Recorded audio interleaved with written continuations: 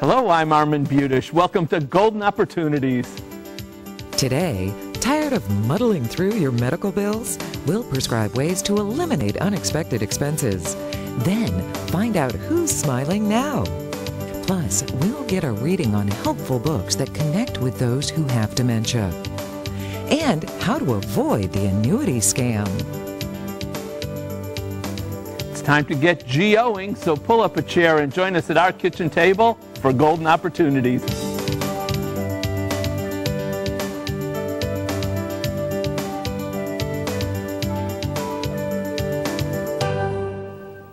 Maybe you'd rather read the latest mystery novel than your health insurance policy.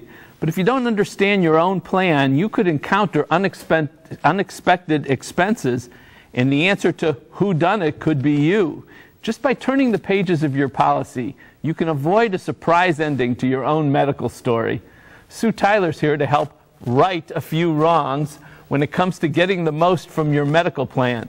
Sue's Executive Vice President and Chief Experience Officer at Medical Mutual of Ohio. Thanks for joining us, Sue. Thank you. Sue, so your first recommendation, you've made a number for us, seems obvious, but a lot of people don't do it, and that's read the policy to demystify the coverage. Tell us some of the most important things to look for. I think three things that come to mind. First is knowing whether it's important which doctors and hospitals you use in your plan.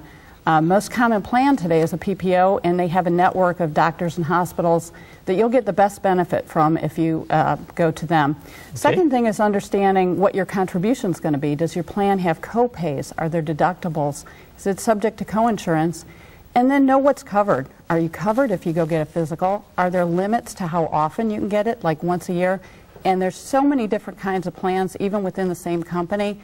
It's just really important to know yours. So what if you're not sure, even after looking at the plan, you're not sure what's covered, what's not? You know, my best advice would be to ask. You know, before you go to the provider, maybe while you're making the appointment, ask if they're in the health plans network. Ask if the service they're planning to perform is a covered service. And ask what your expected contribution is going to be. You mentioned in-network, not in-network. What's the difference? Why is it important to be in-network? For a health plan that has a network of providers, doctors, and hospitals, it's important for two reasons. First is you're going to get your best benefit. You're going to get the most paid if you use an in-network provider. And secondly, with an in-network provider, they have a contract with the health plan that'll prevent them from billing amounts in excess of the amount that they've agreed to. So it's probably easiest for our viewers if you can give us an example, show us how this works.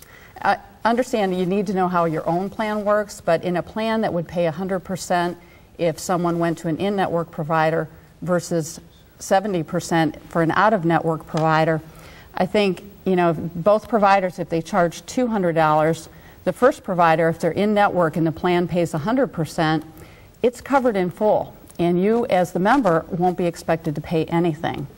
If you go to an out-of-network provider for the same service, they may bill the $200. The health plan pays 70% of the $100 or $70, and you don't just owe $30, you could owe $130 because there's no protection from them billing for the difference between the $70 and the $200. Wow, so going out-of-network can cost people a whole lot more than they might think. Could.